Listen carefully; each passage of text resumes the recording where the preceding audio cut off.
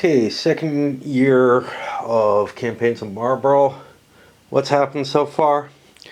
In the first year, the French made limited incursions over here, gathering force, gaining Heidelberg here. That's pretty much the extent. We may have extended something here. I don't know. I think actually we counted. No, we did here. That's right. But the Allies made major gains getting Brussels in the north. We've calculated out what the armies are going to be for the next turn and what the general strategies are.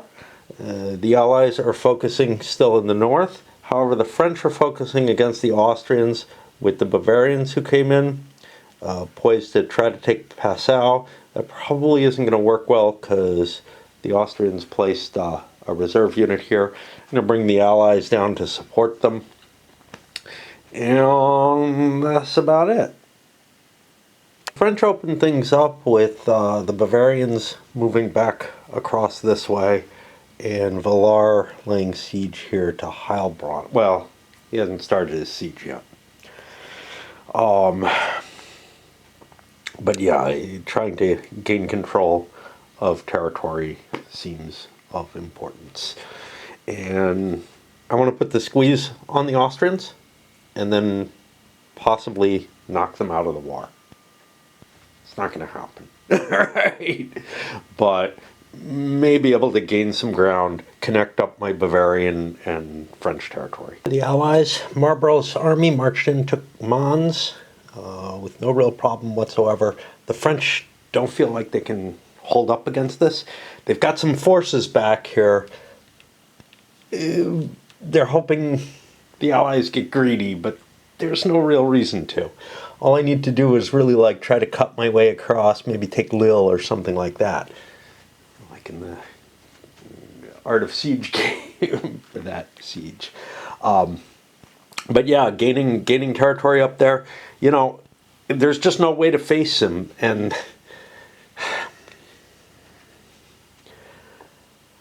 the French kind of should have known this and maybe shouldn't have a force here at all. But if they don't have a force, there's maybe 3 different armies all sieging at once. As it is, I'm losing, 1 town per turn or something.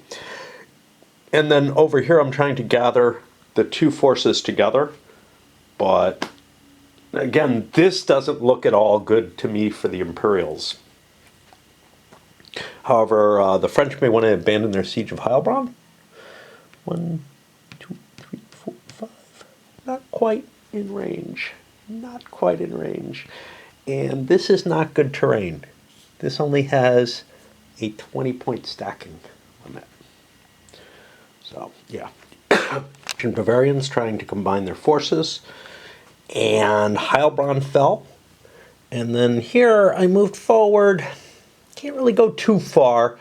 Mainly the big key was 2, 3, 4, 5. 1, 2, 3, 4, 5. And I'm within range to siege on a couple of possible locations that are Allied controlled. So I may be able to force the Allies to either send their entire force up to fight me, which they could have actually intercepted. However, in all cases except this hex, no, in all cases it would be intercepting across a river because I was able to move along the river line there, which would give a defensive benefit. I don't see a real reason to give the French that advantage. But, the French really have very little. They could go hide behind the fortresses. That's about what they can do. And instead of marching forward, making a challenge with the hope that the Allies will split their force, but I don't think they will. I think they'll just go charging up. The Allies, they incorporate the Imperials incorporated the Northern Allies into their force. I didn't want to move further south. I could have, but it seems to me it's better to be in this location, have my depot there. It's just safer. Marlborough got boned by the Dutch. I don't know. He may have been screwed anyway. It was like a high roll, like maybe an 11 or something like that. On his own, he'd be fine, but operating with any, and he's got Overkirk with him, who's not good. So it's like 15. That gives him an 8. So it would be 3 to 9, but the +1 on there means it would have to be a 2 to 8. I think.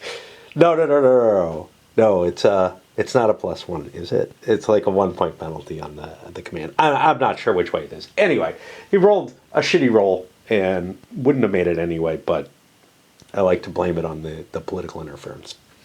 So that gets us to July 2nd. I'm gonna break there. It's really like, it's like 3 in the morning or something, and I just felt like coming down and moving a couple of pieces and such. Okay, here we are in July, second turn of July. The French have rolled and all their forces are active. But this game has a lot of interesting subtlety to it. So in a normal game, I can just move a force forward. But that's dangerous here because of the way the intercepting and everything works. Coordinating forces is really difficult. So here I have, and by the way, it's only through intercepting that you end up getting tricked, right? Where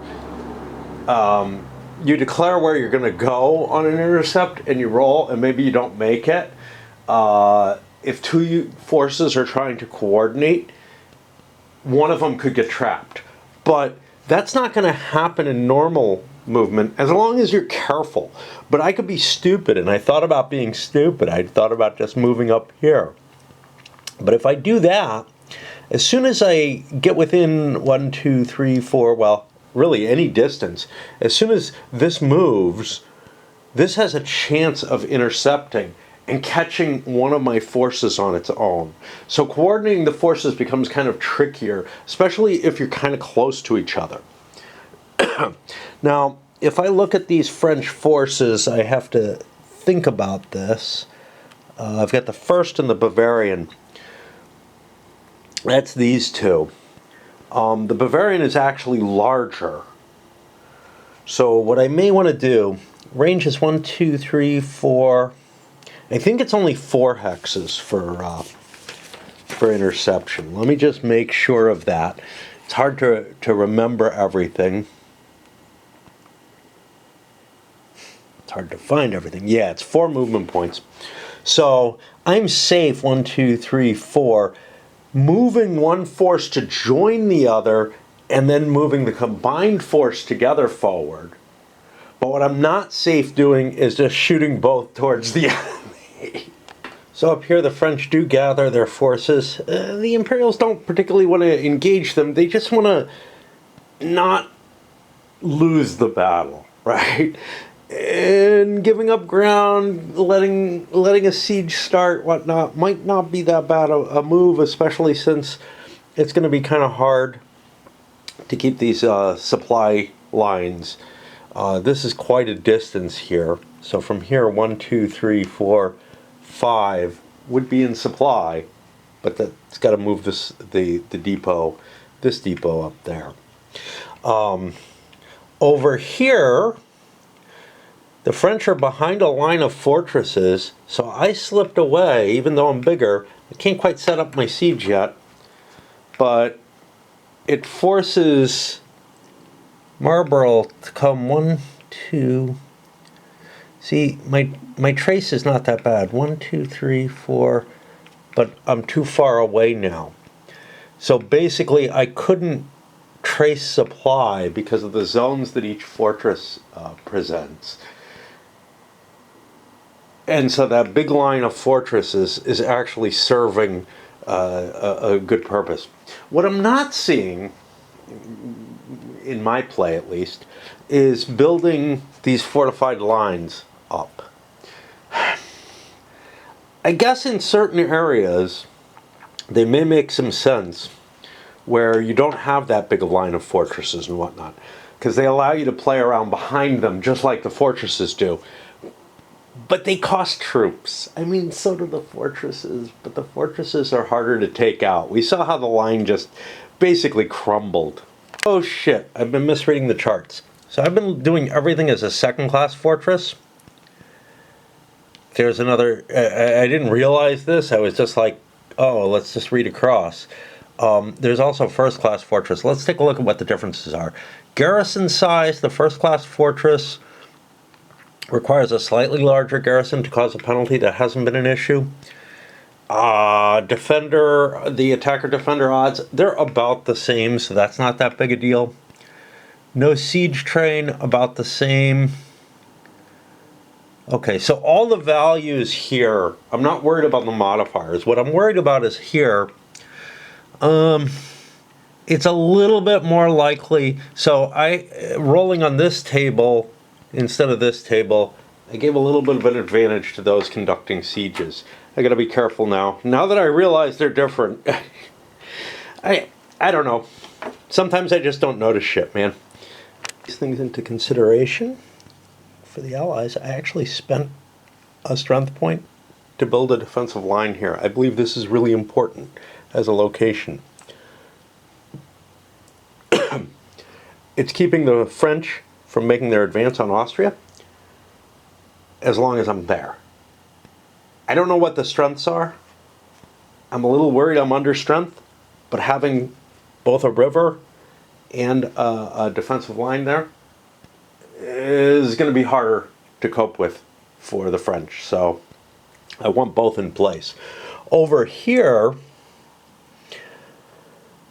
things are more complicated. Marlborough, everything's active. Marlborough moved up. He's attacking this fortress. He doesn't get a siege roll yet. Great. But that's putting pressure on the French. I kind of would like to move him, but here's the danger. 1, 2, 3, 4, 5, or 4, 5, or whatever. If I try to siege Louvain there, the French can react to that. And that's a fight I don't really want to have. Do I want to extend my territory just on general principle or not? I don't have a huge force there. I only have 16 strength points devoted to that. Without any, I have a siege engine, but that's it. 16 on a second class could get me the 5-to-1 odds against either of these. So I could, trim away areas where the French could conceivably launch problems on me, but they're not really very effective. I feel kind of handcuffed in the sense that what I really would like to do, this is what I want to take. The more, yeah, sure, maybe. But none of them are really all that effective to me. I may just go for this, because that'll cut these off, make them kind of irrelevant, right? The French can still redeploy over there, but getting supply through would be hard. So let's go with that.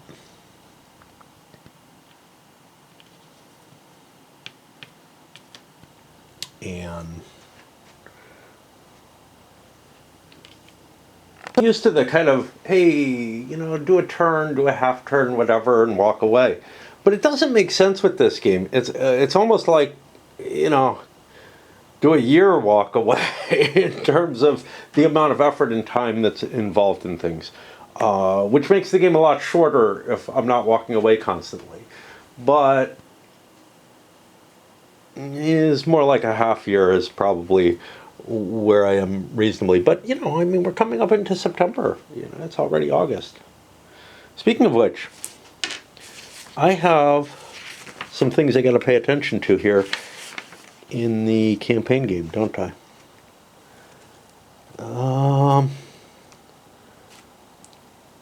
Geez, we've got some years where things change.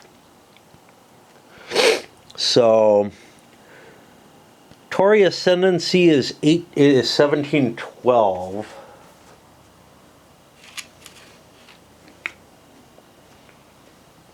Let's put a marker there. Remind me. that something special happens there. I don't know if there's another one that's like that. Yeah. Okay, so 1712 is where things go weird, and where the Brits and the Dutch abandon the Imperials. And we're launching an attack. Oh, I forgot to roll. Didn't have to roll here. That worked. We're launching an attack here. I'll put this to remind me of the movement points. But I penetrated the river before launching my attack, one way or another. It doesn't really matter. I'm not really worried about being intercepted. But I am worried. 1, 2, 3, 4. Actually, I am worried about being intercepted. Because I'm not in supply. Fuck. So coming from this hex, if I don't just cross straight over, and that's a -2, which is not something I want to cope with. I think I can't just charge in. And I think there's so much space down here. I think, let's see, because this is going to be lousy terrain, it's average. I can only support 20. I have, I don't know which army I have here. 3 is down there. So I have 35, 44 strength points, which means I kind of need my supply train to do anything. So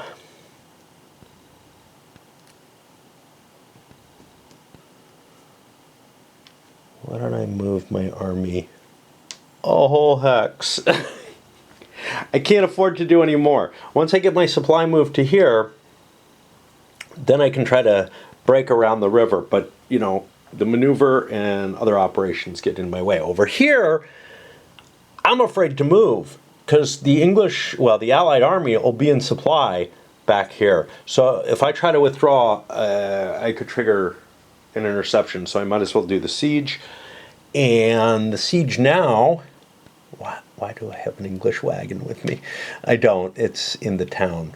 The siege now, as is this Dutch one. The siege now is 3rd Army against a 5. So French 3rd Army is 22. That's 4-1. That was a primary fortress. I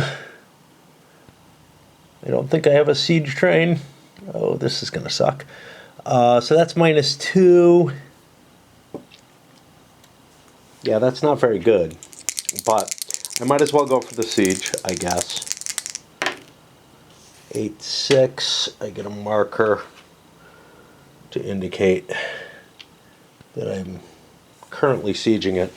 But yeah, I'm kind of handcuffed by the situation over here with that river line. And over here, you know, Marlborough can siege this, or he can march up and attack me. His choice.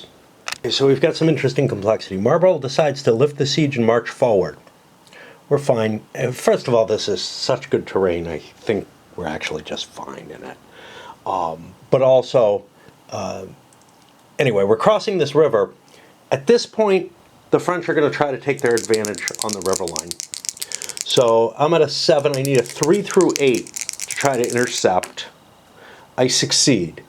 So I move here and intercept these here. That gets rid of this marker. And now we're trying to do the penetration.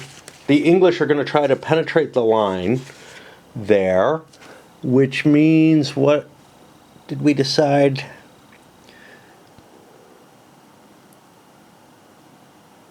Okay, so we're looking at a +3, +1, +2. So he's got a -1. What do we got? Marlborough resolves to penetrate the modifier. No, we're looking at a +1 to the French activation. So 4 through 9, right? 4 through 9, the line holds. Yeah. The line is penetrated because I rolled outside that 4 through 9. So now this Collard guy gets a chance to run away again. He needs a 3 through 8. And he gets that. Now he's already moved 1. And that brings me 2, 2, 3,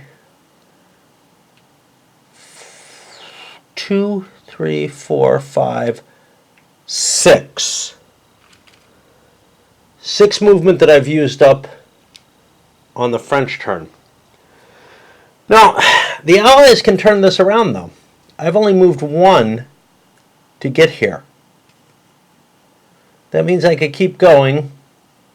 2, 3, 4, 5, 6, and launch another attack. Because this is all my territory. Alternatively, I could go for Ghent, but we're going to go here. That means we've also spent 6 movement points. He can make another shot to run away. 3 through 8. This is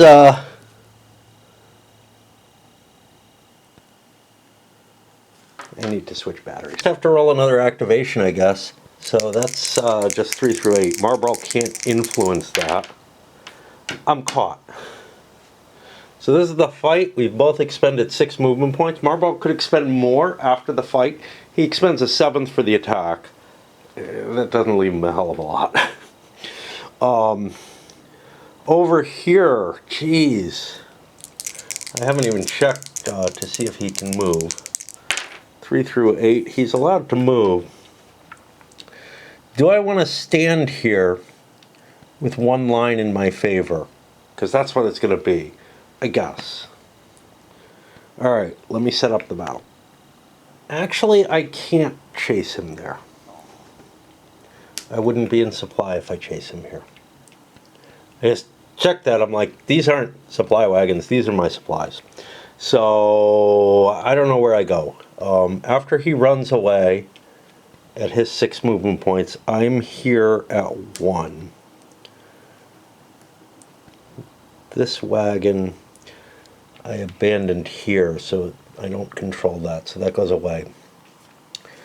I went 1, 2, and I can launch my siege there. Right? I moved forward, I got intercepted, got retreated away from. And see, most games don't allow you to do this kind of thing, like intercept and then retreat. This one does. So that's enough that I have the 6 left for a siege, right? Siege costs 6. Yeah. It's 2 strength points. And I'm at 76. It's a 2nd class fortress. So we're looking at +2, +3, +4 to the die roll. Thought we were going to have a battle. And we get a D-S, which means we capture 1 unit. Just moving a couple of pieces that way, it makes me feel exhausted, and I don't remember if I fucking moved this forward. God damn me. I think I did. It's a short enough year as it is. But yeah, we successfully took that. We're holding the line there, and it really feels to me like I'm exhausted after moving a couple of pieces. Very much like Vietnam did. But on the bright side, moving a couple of pieces a couple of times, this was a couple of turns, you know? There aren't a lot of pieces on the board. I feel like a really interesting level of sort of tactical detail, well, operational detail is showing up as we're playing this game. A level that you don't see in most games because of this highly interactive system. And this may be what's appealing to people about the great battles of the American, the great campaigns of the American Civil War series. I find these sort of gem in the rough type of rules to be so much more appealing than GCACW. I'm not sure that this is what's going on. There are other things going on in GCACW. For example, there's usually clusters of pieces near each other, and it's just harder to sort of grasp everything that's going on. But this sort of this semi-simultaneous movement going on and all this stuff that's happening in this game, it can all be kind of figured out, right? And the rules do really seem to support what I'm doing. But I'm not having to, while I'm having to look up the rules, I'm not having to dig into them and look up exceptions and this, that, and the other. I'm able to kind of use common sense to deal with them, and that's the diamond in the rough part of it. And then, in addition, there aren't big clusters of forces anywhere. This guy is able to launch a siege too, I think. Did he just move? I think he moved last time, and I just lost track of him. Okay, so that's the Dutch Second Army, which is 16 strength points. I forgot about him. 5 to 1, which is +1. I have a because I set this up. I have a siege train, which puts me at +1. Yeah, I just forgot about him. I get an 11. That'll be also a D-S, which means I have to detach 2 units to capture the fortress. I capture 2 units, 1 dies. You know, there was enough excitement there that I have to go away. I can't play, you know, too much in a row. I mean, I certainly could have, right? There's nothing that stops me from it, but the way my life is now, I don't accept that, like the way I game and whatnot. Whereas, you know, I could spend an hour playing a sequence around in the EU pop that I just did. But because I've done a couple of turns already, I feel like, yeah, I've gotten somewhere. This is the August 2nd turn. Feels so late. This French wasn't able to move. These guys did, and they're crossing the river line here. It doesn't really make a difference whether I intercept and defend the river line or defend here with the fortified line. So I'm going to take the fortified line. It gives me an extra strength point or whatever, and just let him keep coming in. So he comes in 1, 2, 3, and then 4 there. And I'll mark that. And now we get to try to pierce that. Now, we have a +1 on the 7. So it's 4 to 9 we pierce. We do not pierce. Now, we have the option to withdraw from combat at this point. If you fail to pierce the line, you can disengage and return through the same hex you entered by spending a point. The French want to get things moving. The period's almost over, and this actually should probably include these more hexes. It doesn't really matter. But the French feel like they have the numerical advantage. They're going to go for it, which means there is a -1 on their attack capability. So they're going to be even. So this isn't great. In the first round of combat, both sides roll shitty. They get -2, but I realize the Allies have this as their supply depot. And this should be a 5. I spent 1 to attack. If I retreat away, I'm out of supply, and I'm not in the good land anymore. That only holds 20. Right now I'm at 33. -1 if I give up the line, right? I'm taking 2 hits. 1 could be the line force. So I got to take a lot of losses. So I think I have to go another round.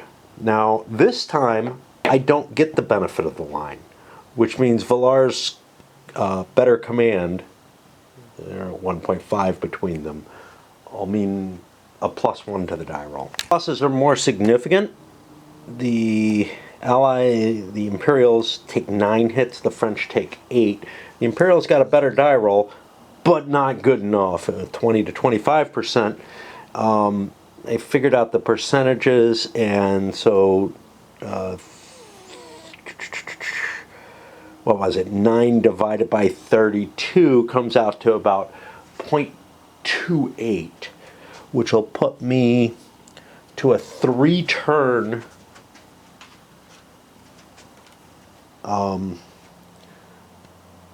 I forgot to roll for casualties last time. Okay, first Villar on blue, and then the Austrian, sure. Now this time, again, and now the Austrian. Okay. So nobody's lost, which means I have a 1 in 6 chance of avoiding being demoralized, which I fail, so I'm going to have to run away at this point. Make it all the way back to Nuremberg, over here, using up all 8 of my movement points, basically.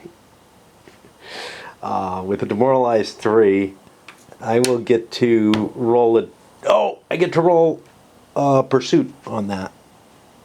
Ooh, that's not good.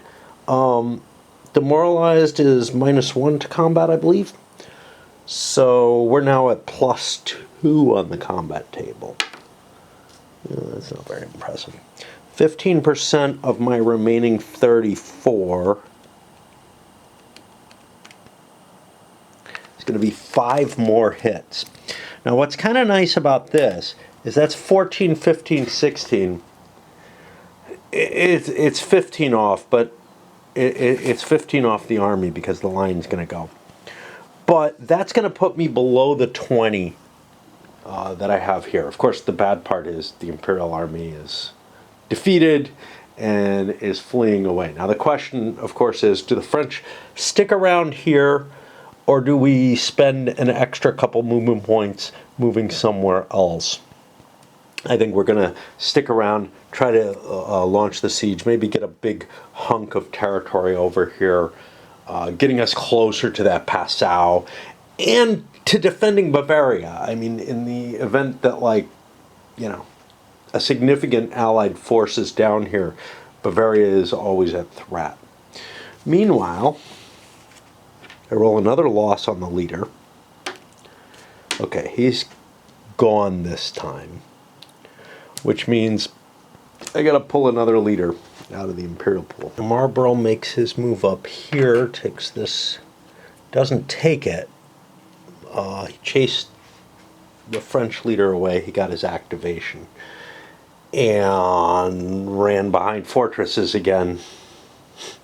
Maybe he'll pose a threat in this direction, who knows, but whatever. And then the Austrians recovering here while we move into September 1. Is that when we check?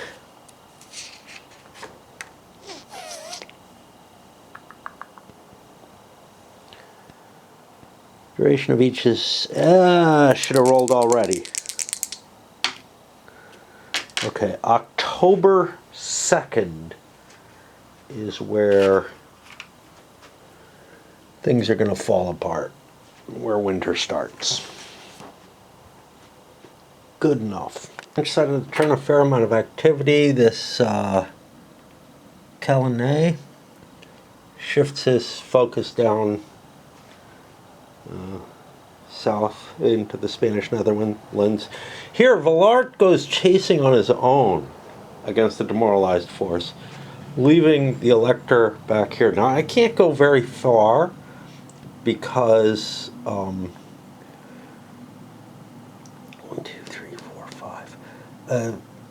1, 2, 3, 4, 5. Yeah, I could get close to Nuremberg, but I wouldn't be in supply. But that's okay. I'm a small enough force that I'm all right. I'm within my supply ranges in this terrain.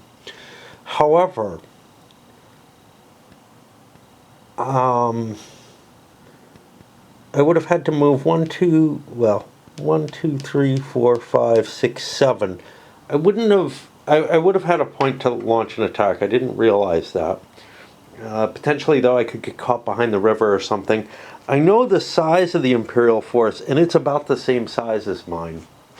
I'm hoping to continue chasing them away and open a path up to Passau, but we'll see. On the Allied turn, and we moved this, we moved it. What has happened?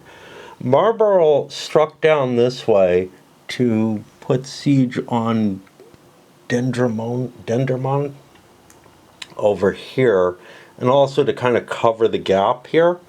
Meanwhile, whoever Schmuck is here laid siege to this, and finally Cohorn seized Bruges. He got an honors of war. I let the French out because, to me, I want the flexibility of the movement right now more than I want to make sure that I wipe out French forces. Over here, nothing was able to move. You'll notice the troops that are shot out as detachments from honors of war, they don't get a leader. Just like the detachment that started the game doesn't have one. But normally when you create a detachment, like if you do it intentionally for any reason, you do get a leader immediately. It's kind of a weirdness as far as I can see. Anyway, that's it for now. I'm gonna, I think, have a drink and probably a little bit of cigar.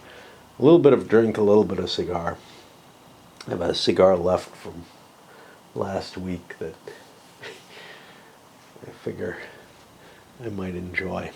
I wanted to take a nap, but I don't think I'm going to get to, well, I'm going to get to, but I feel like I have to play a turn for some reason or another. French turn.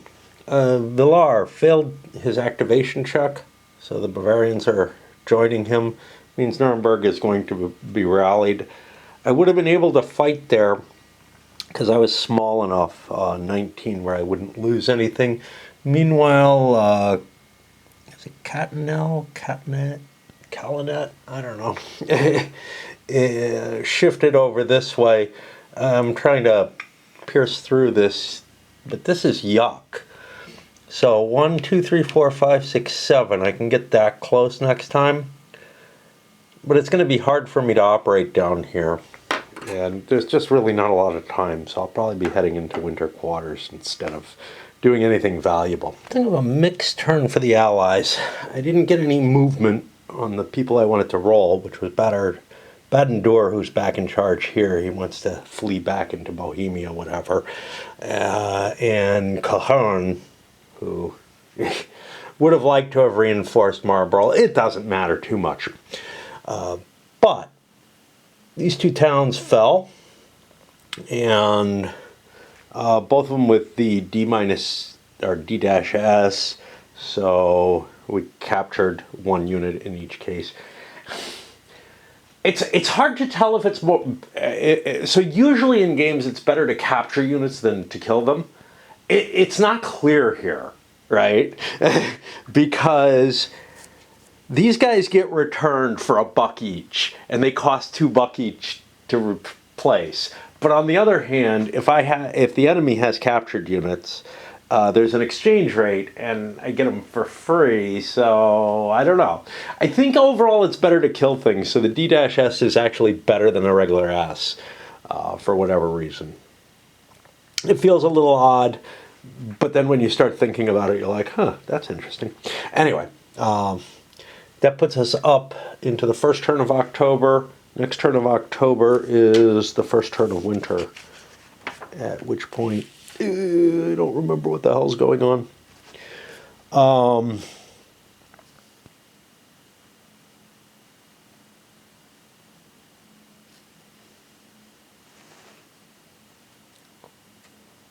don't know. But again, unless something major is about to change hands, and this might be major enough to count, because it gets me so close to Passau. It links me up with Bavaria. It does all kinds of good things for the French. Unless something major is going to change hands, you probably just want to go to winter quarters. You probably don't want to siege something just for the sake of, yeah, you know, I can take another fortress or whatever. But, you know, something like Lille would be important definitely as well. I'm kind of regretting not having managed to take this. This would have been big. Not only was it Spires, but it actually also is Worms. So both of those are controlled by that location. Well, Worms wouldn't have fallen because of Philipsburg. So, yeah, I would have just gotten Spires out of it, which would be weird. I would have like another little enclave out here that's French controlled and that you can move to and everything, and you can trace supply. So in a lot of ways, the borders kind of don't matter, but they can cause some edge case judgment. Anyway, I'm going to lay down and read a little bit and see if I can nap. I know we're close to the end of the turn, but I am really tired. So I'm doing something a little quirky, so I want to talk about it a little bit. French turn went, or is going, and I got an activation here. Villar got his activation and is marching into Nuremberg. I got the movement points recorded up there to keep track of that. Barad-dûr has 18 strength points. He could leave 8 in Nuremberg. I'm going to do that. I create a detachment. Now, I've got to roll to see if I get out of there. I should probably do that first, because otherwise this doesn't count. But I'll talk about that in a moment. All right, so I'm able to get out. I create a detachment with 8 strength points. I put a leader on that detachment, because it's from an army. And I get Hesse Castle, which is not a good choice. I'm leaving that as a garrison behind, and now I get to run away. 1, 2, 3, 4, 5, 6, 7, 8. That's going to give me a 0. Hey, that's what zeros are for. We got to find one. They're not on all the counters. But technically, there's nothing in the rules that says I can't just split off detachments all over the place, take them with me as subordinate commanders, and just basically create my whole officer pool. Which, as far as I'm concerned, you shouldn't play that way, right? That's mishandling rules that are very, very that are so sparsely and maybe questionably written that it screws everything up. But now that means that the French are here at Nuremberg. They're facing a fairly big force, more than they can easily handle. The troops are left in Nuremberg inside the city, so they have to be besieged. And that means I have a fair-sized garrison there, which gives a big penalty.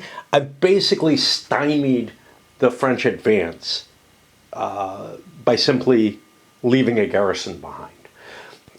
Could I have left the garrison and not left a commander? I mean, obviously I could, I guess. But the thing is, when I'm breaking off garrison detachments from armies, I get to create commanders. And so I might as well do that. This does give me, because I have a good reason to do it, it gives me an opportunity to draw myself another commander that I'll be able to use next year. Didn't end up good, but I could have gotten Eugen that way. Fortunately, I screwed something up and I don't know what. In my hand, I'm holding these 2 pieces. I got these from something going on around here. Now I want to lay a siege to this. I think I came from here. Maybe there was just an extra control marker down.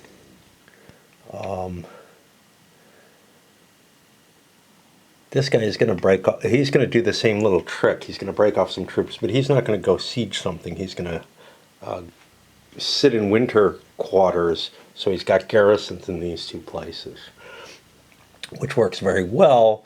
But Marlborough wanted to go attack this Ath, while Cahorn comes here and attacks Oudinot, right? Oudenarde. The Dutch came from here. I don't know what I had English flagged with a supply wagon in. I feel like I had it here, so I'm going to just say I had 2 supply wagons there for some reason. I'm trying to figure out where this other supply wagon for the English might end up going. I've got supplies up here. I'll leave it up here. It's not really... Oh no, I've got one. I've got one up there actually. Charleroi is already mine. Yeah, I don't have a... I'll put it down here at Mons. No, that's where my depot is. Can't put that there. I don't know.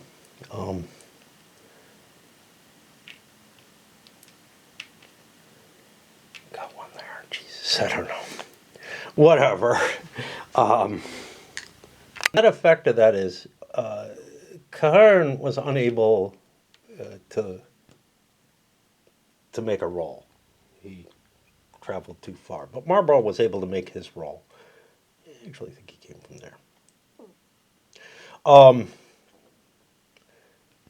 have one there. Yeah, I don't know. He was able to make his roll and actually captured this. Honors of War got this over. We split up. We got another Dutch commander here.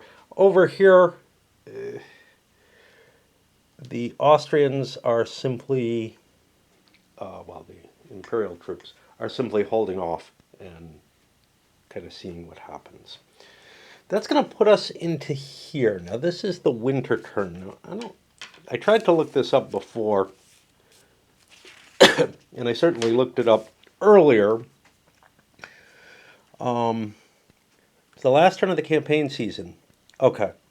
So, I got that October 2.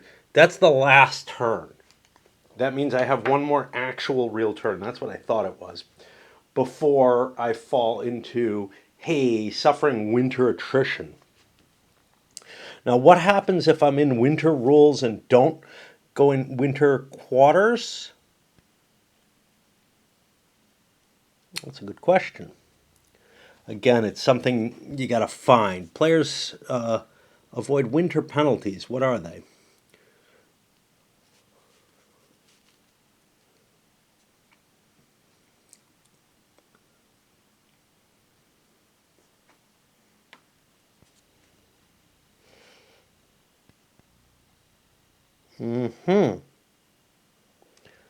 Well, that's all interesting. It's not there. All right, I'm going to have to look further and see if I can find it. One of the real problems with this rule book is things are jumbled around in weird places. Kind of like the official charts and tables are just like mentioned in examples, for example. And it's here in the other rules. Winter stacking and supply during winter terms. Stacking of all sorts is halved except for garrisons, which are unaffected. In addition, there's a mandatory desertion rate of 10% per force per turn for all forces not in winter quarters. Okay. So there we have the official there.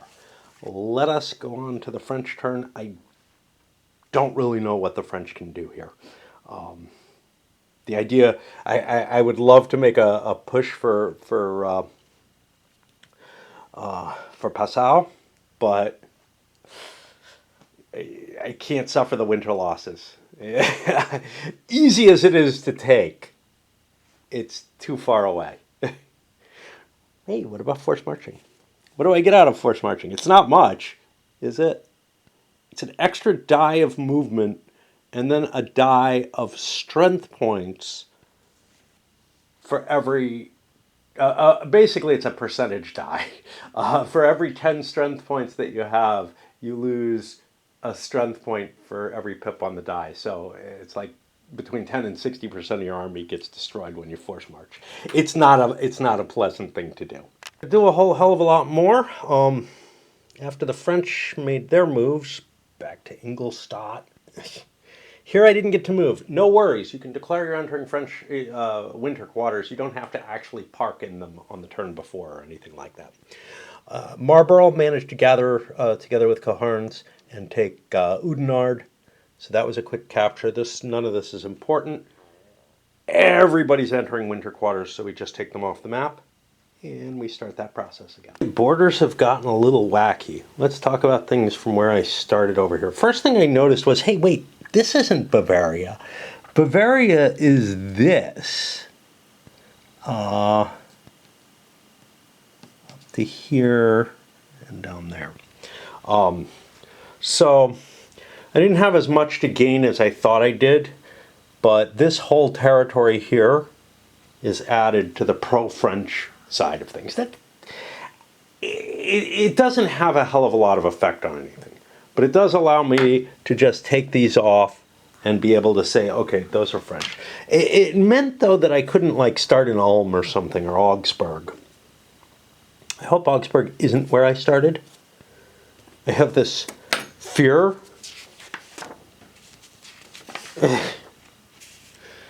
Let's see. Elector of Bavaria enters at Donauwörth. Yeah, which is within Bavaria, but at the very edge of it. And I may have operated as though these were Bavarian-held territories. No worries. The cities opened their gates temporarily. Over here we have a similar situation where I've drawn all of this in. And now you can see the Dutch have extended big gap at Ghent, but we've extended down around it as far as Mons, etc., where, you know, we get a lot of power. Okay. But Ghent is like this big hole in my line because it's kind of big and was hard to take. This is a special case, though.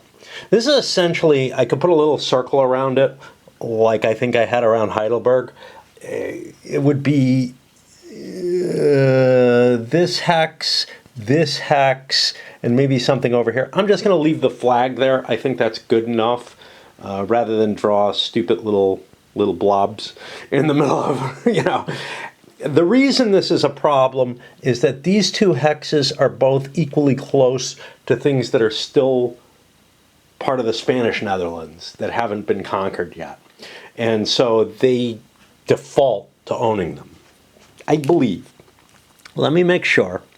Control of fortress on hex, control of strong point, control of closest fortress, ownership of hex and last interface. Yeah, there's nothing about the fact that I marched through it and conquered it or something like that. And if I had, it would create another little bubble back here instead. So, you know.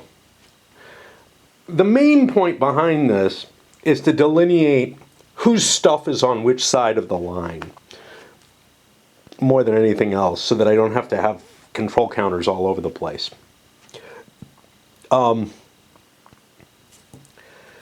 Now we deal with prisoners. No leaders were captured this time.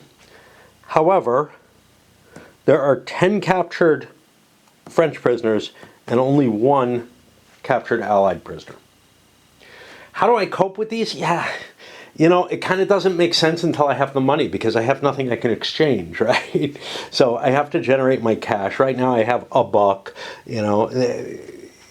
It comes out of your earnings. So this order is a little fucked up.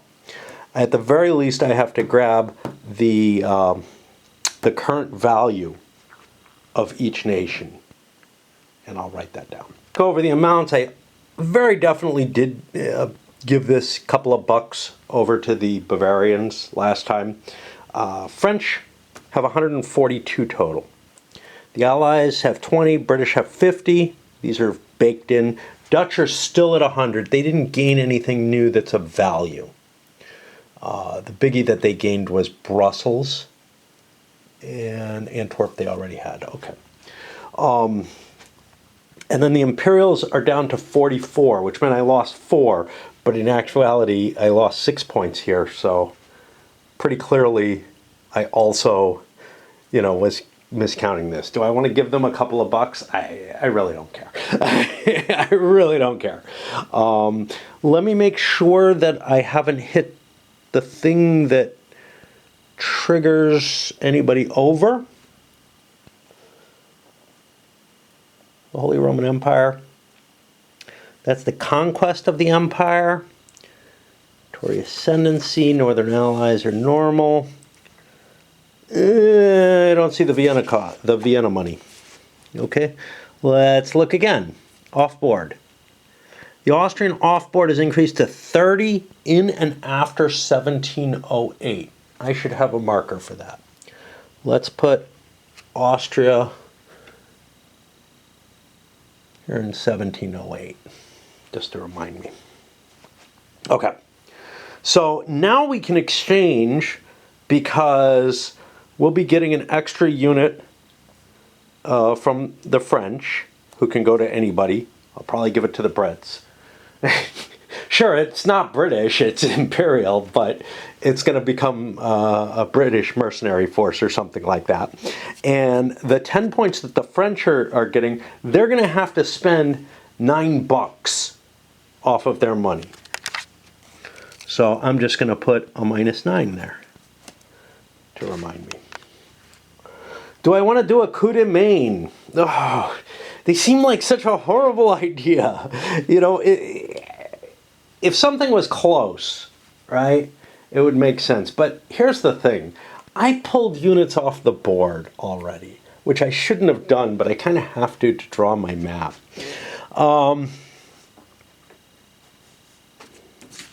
It's a fucking optional rule anyway. During the campaign phase, each side can attempt a coup de main. An enemy fortress or strong point is selected. A force equal in size to the total garrison of the fortress is laid out, and a leader appointed. A die is rolled. The success just means you capture a commander if it's there, and then the garrison's in a normal battle with a shitty leader. If they retire, the defenders suffer win or attrition. If they neither retreat nor rout, the attacker has to retire. I assume that's 1 round of combat. It says in a normal battle, which lasts forever, you know, presumably. It just doesn't seem like a good idea. So I'm going to ignore the fact that I could have done that. I may come to a point where I'm like, this is the time I would want to try one. But it's not something I expect to see normally. It might be of some value, except it really doesn't matter. Like, I'm thinking, wow, I might want to coup de main this. Right? Send a little force out to do that. And what the hell, it's worth it, right? 1 in 6 chance, and I might lose a couple of strength points, but yeah, but the thing is, it doesn't matter that I'm not connected, right? I can still ship troops back and forth between the 2 sections. So that's not an issue.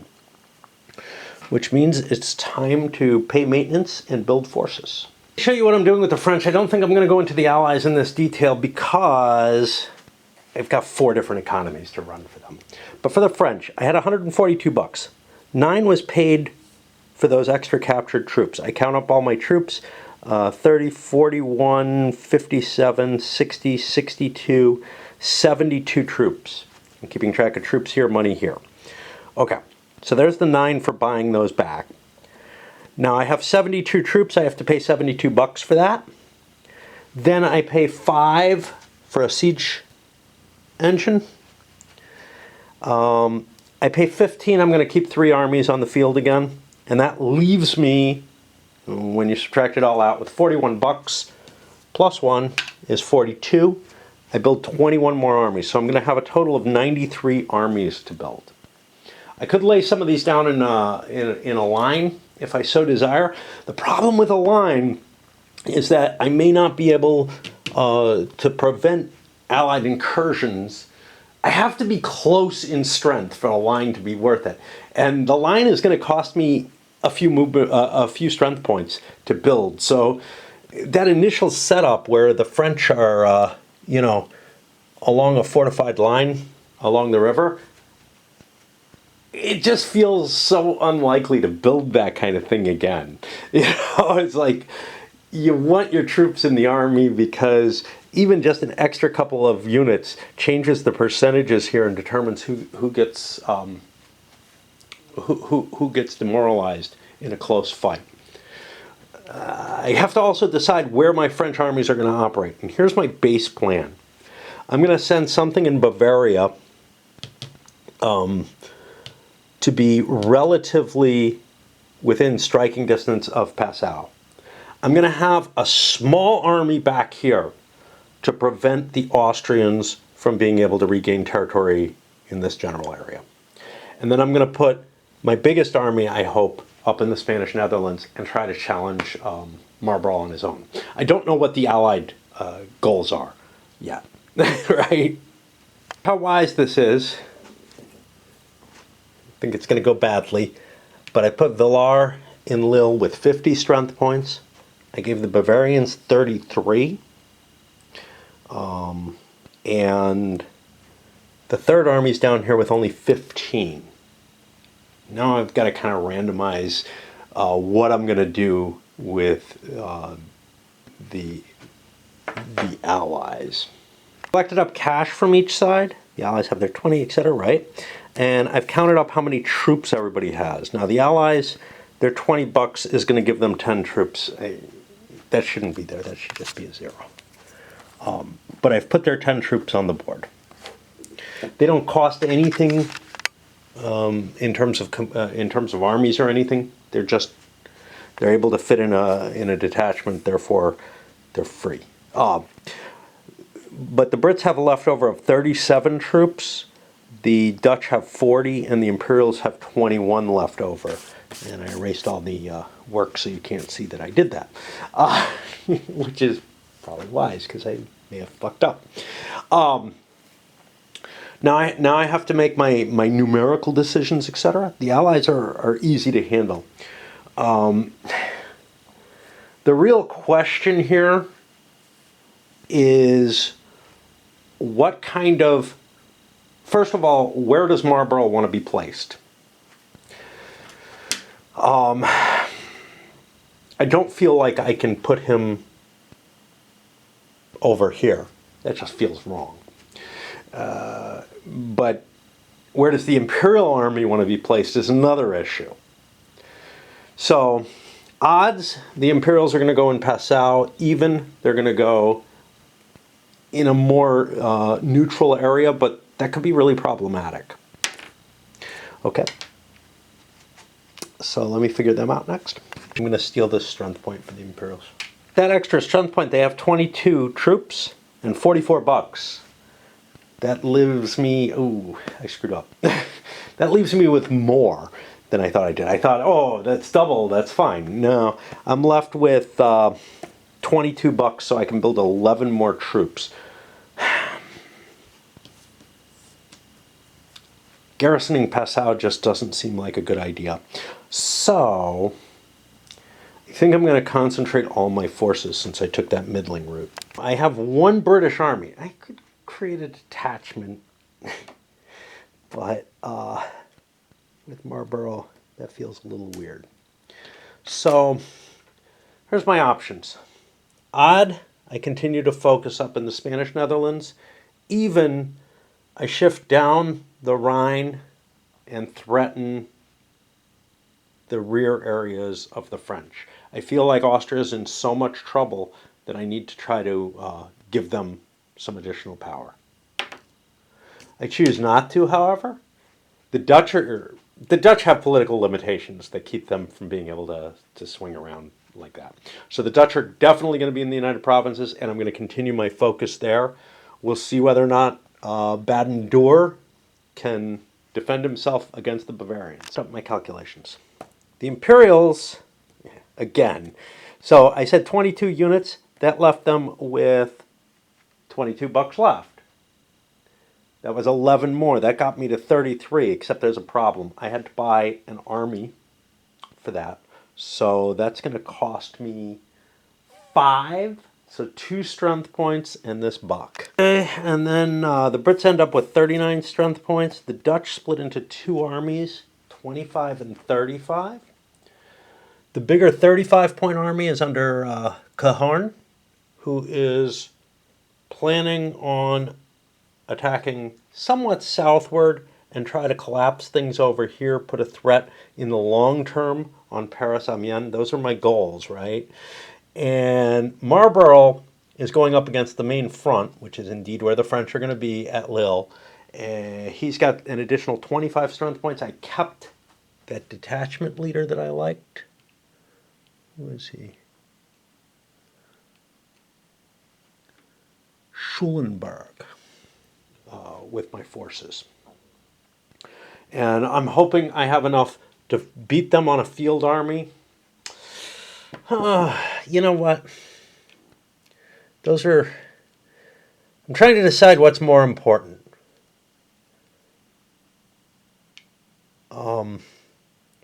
It's a +1 for 2 siege engines. Cohern's a +1. Cohern's a +1. I'm going to put the second Dutch siege engine with the Allied army and try to push forward. The problem, of course, is the Allied army, the Dutch are less likely to commit to actually fighting battles. So anything that puts me directly moving in on Villar is problematic. But hey, I need the extra troops, right? So we shall see. We shall see if Austria surrenders before Eugen gets in the war. That would be really a problem, right? Because the British disappear here.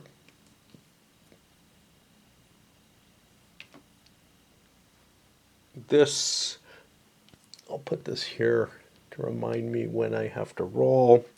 And then I roll the beginning, which will be May 2nd. I wonder where the turn marker is. So it's going to be it's at least going to start earlier. All right. And you can see kind of the flow, you know? I mean, there's this... The turns are quick. Sure. Anything with me is not all that quick. But the turns are relatively fast. And then the interesting stuff is, hey, what is the campaign going to look like for the next year? What it doesn't tell you is how to do the setup so that it's secret or anything like that. It leaves all that kind of stuff up to the player's imagination as to, hey, look, this has to be some kind of simultaneous plotted type thing at the beginning. Otherwise, it just doesn't make sense. So, I mean, the rules are bad enough as it is, but the campaign game isn't really all that well defined either. And who the fuck wants to play just a little scenario? It's great for learning, but, you know, especially with a game like this, you know, a year probably should take about an hour's play. I would guess. Anyway, we didn't move this forward. We're in 1704 now. I compare this before I send this up, because I'm going to do that. It's the end of a year. What the hell?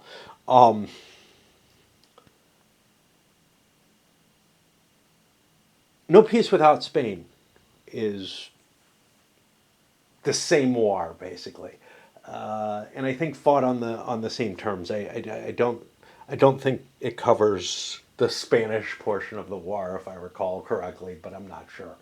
But you know, it really focuses on the. It may. Jeez, I don't remember. Anyway, that's a CDG system. I've often had my. It's so hard to do anything and everything. It feels like nothing happens in that game. It feels like nothing happens in this game too, because the nature of warfare at this time, with the fortresses all over the place that were very hard to take, the inching forward, you know, I mean, actually, I think the Allies are doing pretty well, to tell you the truth. But the inching forward and everything, when looked at just from a strategic level, strangely enough, feels more stalemated than playing out this kind of operational situation where there's this, you know, you're looking at the board and saying, geez, how do I go forward? You know, how do I get anything? You know? I mean, there's just so much in the Spanish Netherlands in terms of fortresses. How do I push any troops forward? How do I gain anything? Sure, I'm gaining territory. What is it doing me? Until I get Lille, nothing. You know, when I get Lille, it'll be a big deal. But at some point or another, the British and then the Dutch leave this war, which is why it's really huge if you can knock the Austrians out. However, that doesn't necessarily win you anything, right? Let's look at the victory conditions for this sucker.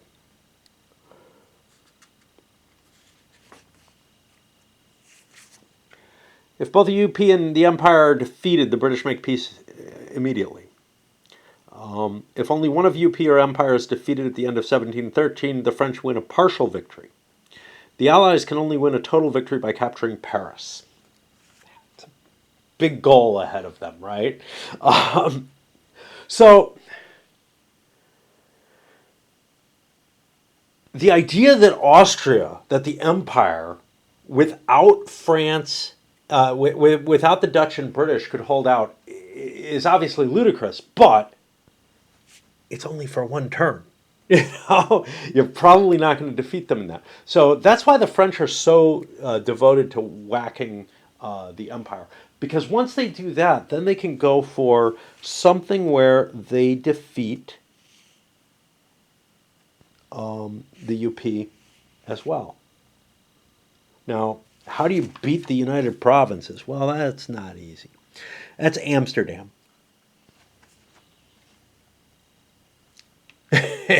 Yeah, good luck with that, man. So, I mean, again, I'm looking at it as, look, if Marlborough's down here or on the continent fighting, I'm not going to get to Amsterdam. So my only real goal is let's get to Austria, and I probably can't do it in the 1 year that I'm going to be completely without Allied aid from the Dutch and British.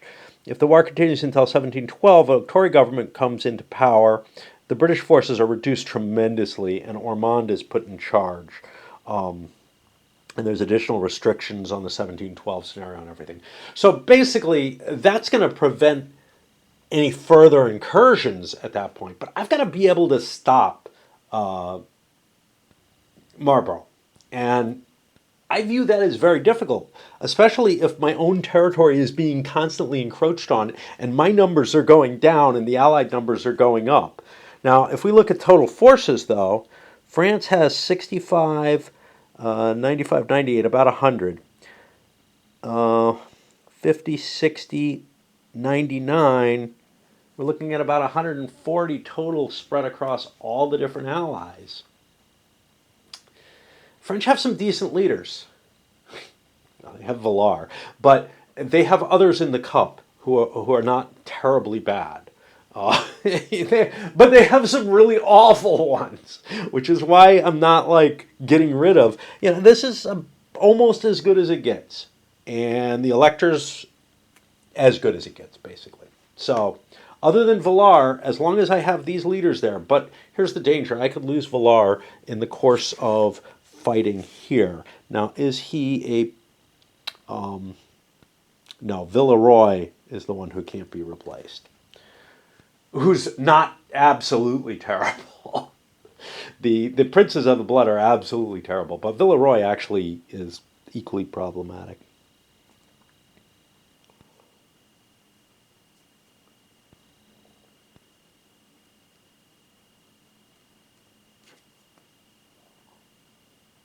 Doesn't really matter. All right, and let's send this up.